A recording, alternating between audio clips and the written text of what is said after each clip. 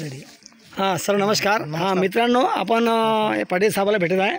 यांची जीवनचर्या अशी आहे की कुठली ॲलोपॅथिकची गोळी हे खात नाहीत आणि हा व्हिडिओ सर्वात जास्त लोकांनी पहा, जास्तीत शेअर करा आणि यांचा अनुभव काय आहे आपल्या जीवनात उतरा. सर आपले जीवनचर्या काय आहे? नावाचं पद्धतीचं माझं नाव राजू पाटील. अच्छा. मी रिटायर कर्मचारी आहे. हां. आणि आता माझं जीवनचर्या म्हणजे मी 70% जेवणामध्ये कच्चा अनाज खातो. अच्छा.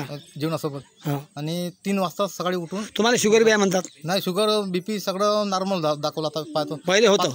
पहिले होतं 2-3 वर्ष गोळ्या खाल्ल्या. अच्छा. आणि आता कमीत कमी आता 3-4 वर्ष झाले गोळ्या बंद केल्या. आता डॉक्टरनी सांगितले मला औषधी खायची मरतपर्यंत, मग गोळ्या बंद केल्या. मी आता कच्चा अनाज चालू केलं खाणं.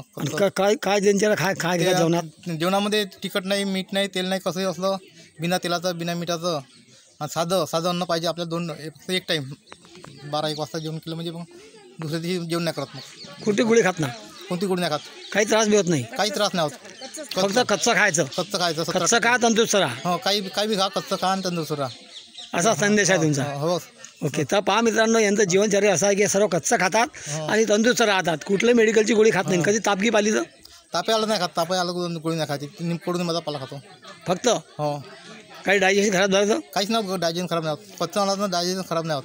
ओके. हो, उलट पचनक्रिया चांगली होते. काय नंबर आपला सांगा? 9881883372. मित्रांनो, जे बी व्हिडिओ पाहत असतील यांनी यांच्या नंबरवर यांना कधी विचारू शकता तुमचे जीवनचर्या काय आहे तर. त्यासाठी मी डिस्क्रिप्शन बॉक्समध्ये नंबर टाकेल. जरूर यांना लाईक करा, सबस्क्राईब करा आणि यांना इतरांना पाठवा. आणि यांचे जीवन काय वय आपण बरं द्या आपले? माझं वय 59 वर्षाचं वय आहे, पण एक बी गोळी खात नाहीत. धन्यवाद. पहा तुमची इतकी जीवनचर्या लोक पाहतील आणि असे फॉलो करतील अशी आशा करून आपण पुढच्या व्हिडिओत भेटू आपण. ठीक आहे. ओके.